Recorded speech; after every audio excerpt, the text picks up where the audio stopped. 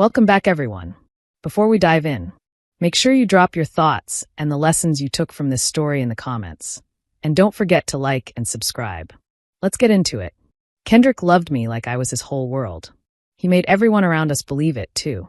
He lived like a vision of black excellence, always clean-cut, his wave pattern shining beneath a brim, his skin luminous and his smile bright enough to disarm strangers. He was attentive in quiet ways that added up to a symphony of devotion. He pulled out chairs, opened doors, waited in the rain with an umbrella, and his voice went soft whenever he spoke my name, like I was a prayer answered. He opened doors for me everywhere. At restaurants, at church, even at my mother's house in Charlotte, he moved with choreographed courtesy, one hand light at the small of my back, as if the gentlest guidance was his birthright. When we first began dating, he tucked notes into my work bag. For my queen, they said, in neat black ink, sometimes taped to a chocolate truffle, sometimes looped to the clasp of a delicate gold bracelet so it chimed when I lifted it. Birthdays, anniversaries, random Tuesdays, it did not matter. He never missed a chance to make me feel treasured, like love was a calendar of small celebrations that would never run out. We looked like the couple people stop on the sidewalk to compliment. If we laughed at the same time, heads turned. If we walked hand in hand, strangers smiled. Friends told us we were the definition of relationship goals, and I believed them with the simple certainty of morning light. He was my first love, my first everything, and after 13 years I truly believed God had set this man in my path and said, there, that one. Our wedding was the event of the year in our circles. People still talk about it, the live jazz band that tilted the room into joy, the moment Kendrick cried when I came down the aisle, the steady way he whispered, finally, when we said, I do. It felt like roots taking hold beneath our feet. We built a life in a brownstone on a tree-lined street in Charlotte. The walls held our story in frames. Us at the beach with our families, us on a ski trip in Aspen, Colorado, us at backyard barbecues, us on porches at dusk with lemonade and laughter. The house smelled like cinnamon on Sundays and like lemon polish on Saturdays. Even on the quietest nights, I could feel the hum of home in the floorboards, steady and kind as a heartbeat. 3 years into our marriage, I miscarried. The world split along a seam I had not known existed, and for weeks I did not know how to put myself back together. Kendrick held me through it. He stayed up every night with me, warming broth, wiping my tears, taking notes from doctors, and rocking me when there was nothing to fix. Whatever happens, he whispered, I will love you forever. He said it as an oath, and I wore it like armor.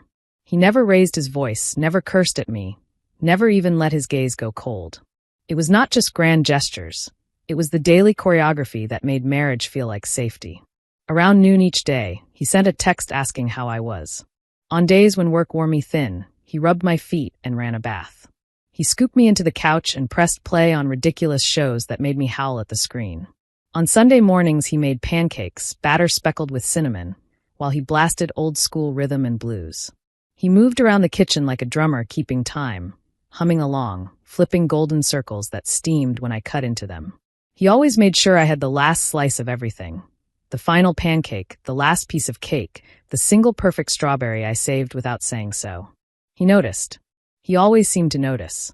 I thought that kind of attention meant forever. My friends envied me, gently and openly, the way women envy the easy things they hope to have one day. Even my mother said, baby, you lucked out. That boy is a treasure. And I nodded because I felt rich in ways no number could capture. I did not even check our bank balances. I trusted him that much. Kendrick handled our financials and investments. Relax, he would say, handing me a mimosa while I scrolled through houses on my phone. I believed him. So when I first noticed a $15,000 withdrawal from our joint account, I barely blinked. I was organizing paperwork for a fixer-upper we were considering buying in South Carolina, something I had always wanted to do as a project and a future nest egg. Kendrick handled most of the numbers, the calls, the forms. If a bill ever went unpaid, he had been on the phone getting the cable company to lower the price, not because he forgot. He was always on top of it. Still, that $15,000 nagged at me like a loose thread on an expensive sweater. I told myself not to be suspicious because suspicion felt like betrayal, and I had spent years being happily unguarded. He was probably investing. He was probably handling business. But every time I logged in to check something, I saw another big transfer. $6,800 here, $9,200 there, a few for $4,000, never matching our bills or the investments I knew about. The debits started getting smaller, but more frequent, like someone testing how much water the bucket could lose before anyone noticed it was not as heavy.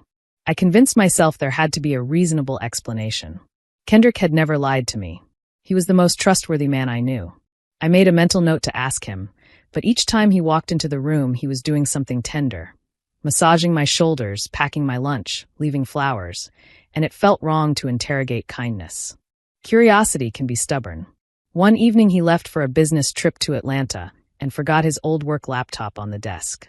He had always been private about his passwords, but I remembered the code from our wedding date, the one he used for everything back when we floated through days like champagne bubbles. On a whim, I tried it. The screen woke up. A series of folders greeted me, labeled with months and years, orderly as a ledger kept by someone who trusted his own tracks. I opened one, then another. The folders held digital receipts, spreadsheets, email confirmations, notes he wrote to himself, account snapshots, everything methodical and accounted for. The deeper I went, the worse my stomach turned. There were transfers from our accounts to names I did not recognize, small sums and large ones, all threaded through in a pattern I could not ignore. One name appeared over and over like a watermark rising when you tilt paper to the light. Tyra W. My hands trembled as I typed the name into a search engine. Tyra Williams. An Instagram page appeared, bright and curated. She was 27, based in Miami, a fitness influencer with a surgically sculpted body and the kind of smile that invites attention. Her page was a gallery of color: beach sunsets, gym mirrors, smoothie bowls, tight angles of expensive gifts. The comments read like a party. Familiar usernames were there, including one I knew too well, Kendrick, offering praise beneath her posts. King, she wrote under a video of herself doing squats in blush pink leggings. He replied, my forever. I read and reread those words until each one pressed a bruise into my chest. His comments appeared again and again, carefully enthusiastic, like a man performing devotion for an audience. Then the gifts revealed themselves like chapters. A sleek new Tesla wrapped in a ribbon, a fancy apartment in Midtown Atlanta with floor-to-ceiling windows, bags she tagged as celebratory, and dinners in restaurants we had once visited together. It felt like my bones were turning to ice. I did not cry. Not yet. I closed the laptop, cleaned the kitchen as if soap could scour out a betrayal, made tea I barely sipped, and forced my body to sleep by counting backward from 100 until morning found me with a headache. When Kendrick came home from Atlanta, he kissed my forehead and asked how my day had been. He cooked shrimp and grits from scratch, the way I liked them, rich and peppered. I watched him chop and stir and plate, my heart fracturing along hairline cracks that did not show at first glance. I smiled and ate every bite. I told myself maybe I had read something wrong, misunderstood a context, overreacted because I was tired. Deep down, a knowledge stood up and refused to sit back down. But the man in front of me was tender and alert and ordinary, and I did not know how to reconcile two true pictures that refused to overlap. He kept posting us on his Facebook page. He kept buying me gifts. He kept sending flowers to my office and texting me midday reminders to drink water and stretch. He was meticulous. That was when I understood that this was not carelessness. This was planning. An affair that sloppy would have left crumbs. This one was plated. It had garnish. It required new eyes to see what had been arranged right in front of me for months, probably longer. I began to notice the small shifts. He left his phone face down. His business trips multiplied. He was always tired, but never too tired to show me affection, as if tenderness was camouflage. I behaved as if nothing had changed. I smiled, laughed, thanked him for his hard work, and lied to myself so I could sleep. Inside, I woke to a tightness in my chest every day. Food lost its color. I lost 10 pounds in a month without trying. My friends noticed. I lied, said I was working too hard, too many deadlines, too many late nights. They nodded, sympathetic but unconvinced, and offered dinners I made excuses to skip. Nobody suspected the real thing. Kendrick was still everyone's favorite husband. The couple who made it. That was what they called us. I decided if I was going to break my own heart by naming what I had found, I would do it with every fact documented so there would be no room for doubt. I began digging for real, quietly and carefully, like someone sweeping a forest floor for clues. I took screenshots of every suspicious transaction. I cross-referenced our accounts, recorded dates and amounts, matched them to the places he said he would be and the places Tyra posted from. I checked our joint credit cards and found more hidden spending, hotels, dinners, lingerie, travel, and each line item was a note in a song I could not stop hearing once I knew the melody. I hired a private investigator, a black woman named Chantel with a gaze like a fine-toothed comb. She was discreet and sharp as a tack, and she did not pity me. She offered competence, the softest mercy I could have asked for. Chantel found everything: the short-term rental properties, the Miami vacations, the wire transfers, the cash deposits into Tyra's fitness company, the payments that made no sense if you believed the story Kendrick told me about where he was and why. He was even paying Tyra's student loans. The day Chantel handed me the folder, I held it like a newborn I did not ask for. Inside were photos of Kendrick and Tyra holding hands across a cafe table, stepping out of a boutique with bags, laughing on a sidewalk, unlocked by the sunlight. One photo broke me cleanly. Kendrick hugging her, head thrown back in laughter, wearing the same shirt he had worn on my birthday 2 days earlier, the collar still crisp in both images. I stared until my eyes blurred. Then I closed the folder and pressed it flat and told myself I would not be the first to blink. I said nothing to Kendrick. I played my part so well I could have been cast. I let him believe he was fooling me because I needed the full picture.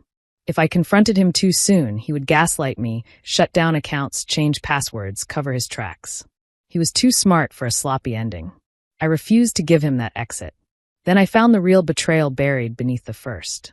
Kendrick was not merely cheating. He was digging a tunnel out of our life and into a new one with her. He had been moving money slowly, siphoning savings in slices, sending her cash for her business, buying her a car, and renting her an apartment. He was preparing to empty our accounts and start over. He had made a timeline in the folders, careful and precise. It was almost beautiful, if it had not been a blueprint for leaving me. But there was one thing he did not know. That fixer-upper in South Carolina? I had bought it in cash through a shell company registered in my cousin's name. The $1.2 million from my father's old land sale. Money Kendrick assumed sat quietly in our joint account. I had already invested into that house. The place was solid beneath the peeling paint. I could feel it. Kendrick thought he was draining us. He had no idea the real fortune lived outside his reach. The more I found, the clearer it became that Kendrick was a master manipulator. He had created fake invoices, used burner phones, and conjured bogus business deals to explain his absences. He reported meetings that never took place in buildings whose lobbies I could picture because he had photographed them months earlier on unrelated errands. I shifted too. I tracked every move. I recorded every conversation about our future plans. The pain was like swallowing glass. I bled in private and smiled in public. Months passed. I grew colder without meaning to and meaner without wanting to be, although I limited the meanness to silence. He noticed and chalked it up to stress at work and family obligations. "Let us take a vacation," he suggested. "We need a reset." I nodded and let him book flights and choose a hotel. In my mind, I counted days and then hours while the plan I kept folded inside me began to warm like a match against a matchbook. The moment arrived under fluorescent light with a chime from his laptop. An email popped up on the screen. A lease agreement in Tyra's name for a condo in Atlanta, with a move-in date 3 days away. He was about to leave, orchestrating a departure so clean I might have felt the breeze but not seen the door open. He did not even have the decency to tell me. Rage rose in me like a tide I had been holding back with my bare hands. I could have screamed. I could have thrown things and burned his suits and called his mother and mine and announced it to anyone who would listen. I did none of that. Rage is a resource if you are careful. I turned it into a plan. The next morning I said we needed to go to the bank. "We should update our beneficiaries," I told him. "I want everything in order. You never know with this world." He grinned, confident. "Of course," he said. "You know I have you covered." On the day of the meeting, Kendrick dressed to the nines.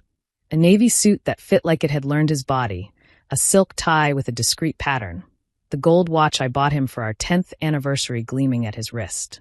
He brought flowers for the bank manager.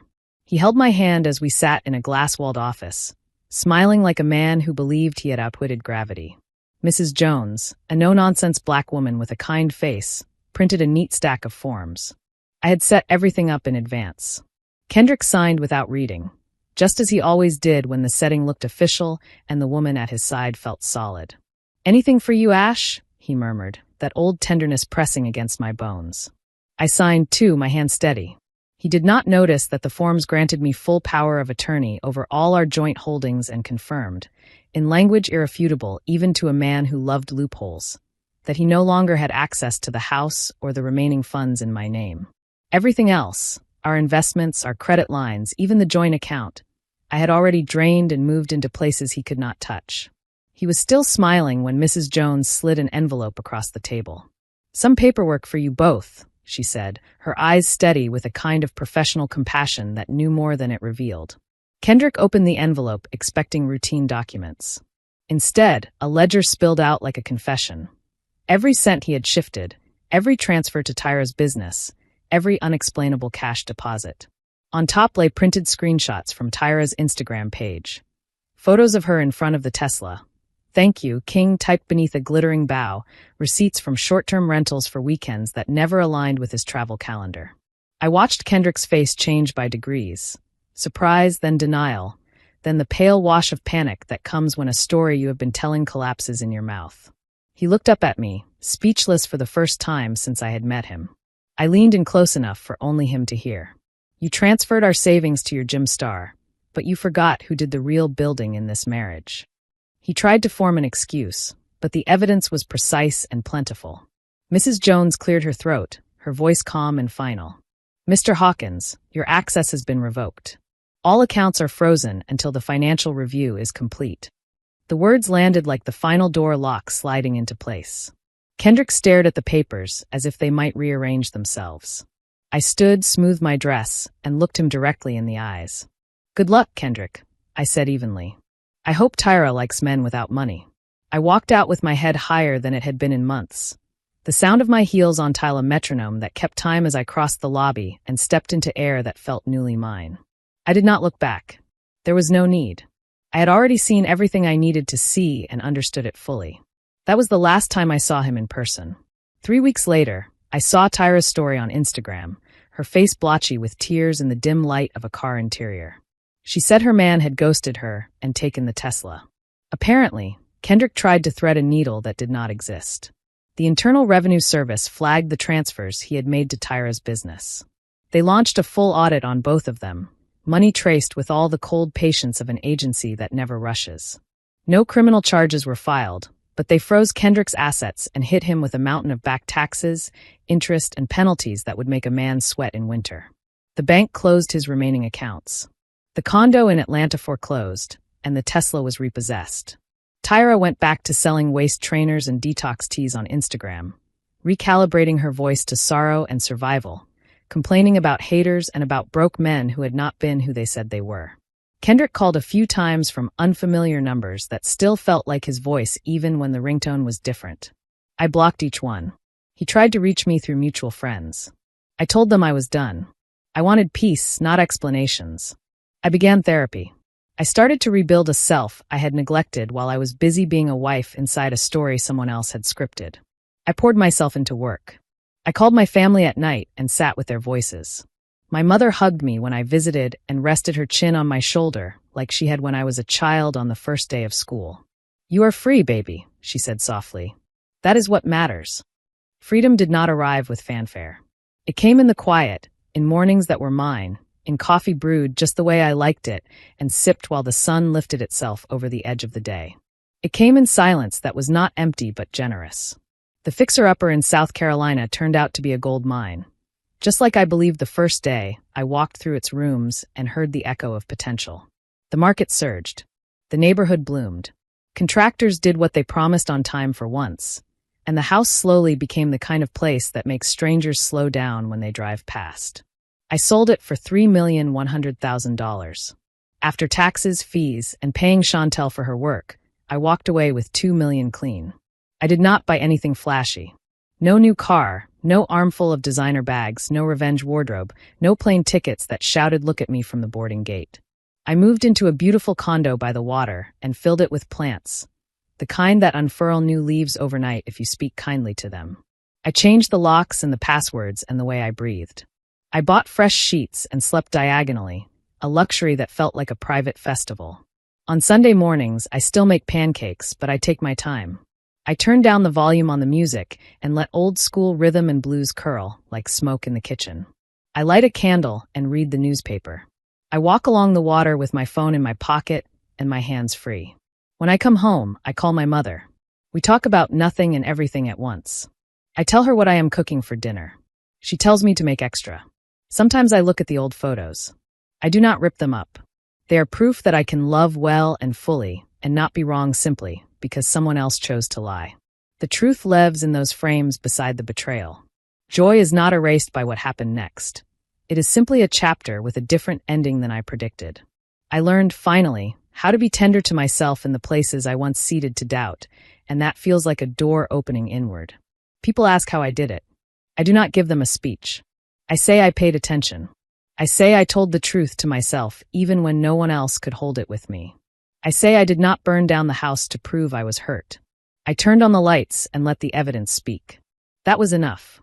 It was more than enough.